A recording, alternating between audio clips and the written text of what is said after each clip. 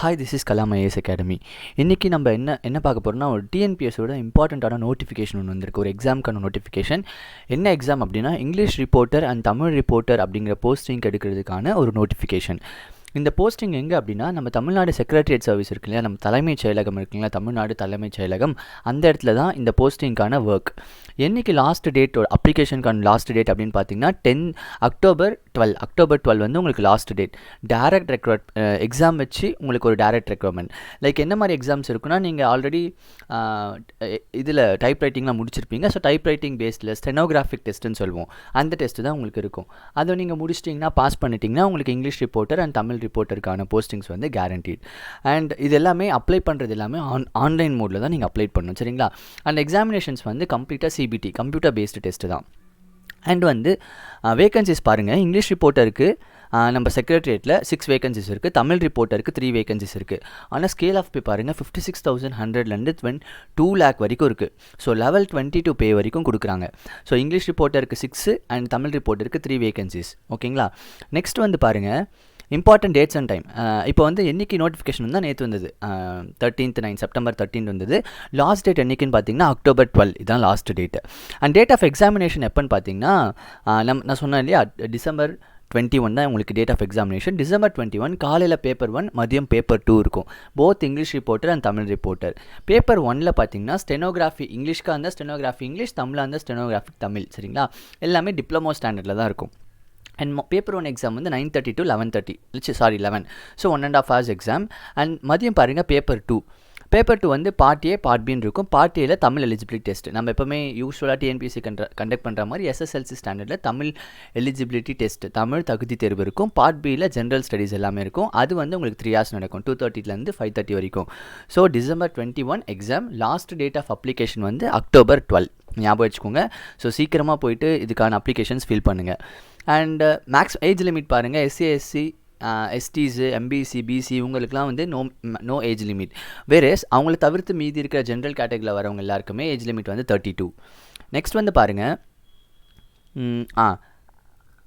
அவங்களோட educational qualification என்ன இருக்கணும் அப்படின்னா, அவங்க ஒரு பேச்சுலர் டிகிரி முடிச்சிருக்கணும்.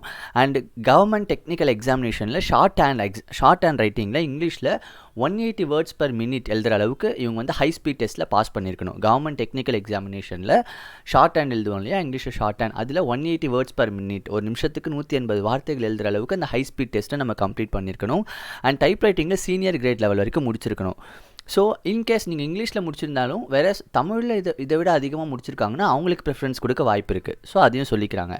அண்ட் இதே தான் தமிழில் வந்து பார்த்திங்கன்னா பேச்சுலர்ஸ் டிகிரி முடிச்சிருக்கணும். அண்ட் ஷார்ட் ஹேண்ட் ரைட்டிங்கில் 120 words per minute, ஏன்னா இங்கிலீஷை விட தமிழ் வார்த்தைகள் கொஞ்சம் லேட்டாக எழுதுன்றதால ஸோ 120 words per minute முடிக்கணும் ஹை ஸ்பீட் டெஸ்ட்டில்.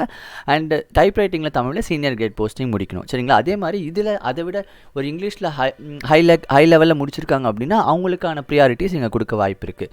ஸோ எஜுகேஷனல் குவாலிஃபிகேஷன் பார்த்துக்கோங்க. அண்ட் வந்து எக்ஸாமினேஷன் ஃபீஸ், ஓடிஆர் ஆல்ரெடி பண்ணுறதுக்கு 150 நமக்கு தெரியும். அண்ட் எக்ஸாமினேஷன் ஃபீ வந்து 200. நெக்ஸ்ட்டு பாருங்கள், வேறு என்ன, எக்ஸாம் எப்படி கண்டக்ட் பண்ணாங்க, ஸ்கீம் ஆஃப் எக்ஸாமினேஷன்னா மொத்தம் உங்களுக்கு வந்து 340 மார்க். ஓகேங்களா? மொத்தம் 300 வந்து பேப்பர் 1 பேப்பர் 2. பேப்பர் 1க்கு 150 மார்க், டிப்ளமோ ஸ்டாண்டர்டுன்னு சொன்னோம். ஸ்டெனோகிராஃபி இன் இங்கிலீஷ் இல்லைனா ஸ்டெனோகிராஃபி இன் தமிழ்.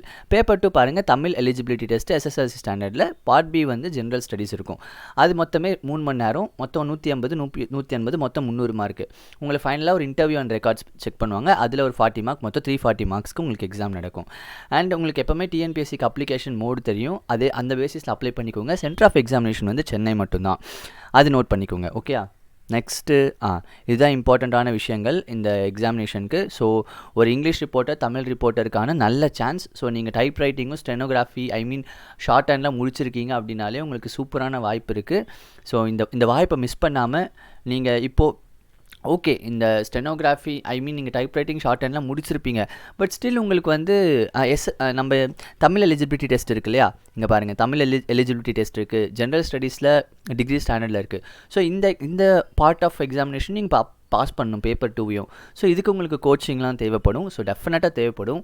ஸோ அதுக்கான எல்லா வசதிகளுமே நம்ம அகாடமியில் பண்ணி கொடுப்போம். அண்ட் உங்களுக்கு எல்லா வகையிலையும் நாங்கள் கைடன்ஸ் கொடுத்து உங்களை மோட்டிவேட் பண்ணி உங்களுக்கு இந்த எக்ஸாம் பாஸ் பண்ண வைக்கிறதே எங்களோட பொறுப்பு. ஓகேங்களா? ஸோ சீக்கிரமாக இந்த எக்ஸாமுக்கு அப்ளை பண்ணுங்கள். October 12 தான் லாஸ்ட் டேட். ஸோ அதுக்குள்ளே அப்ளை பண்ணி இந்த எக்ஸாமில் பாஸ் ஆகி கிளியர் பண்ணுறோம். Okay, all the best. Thank you.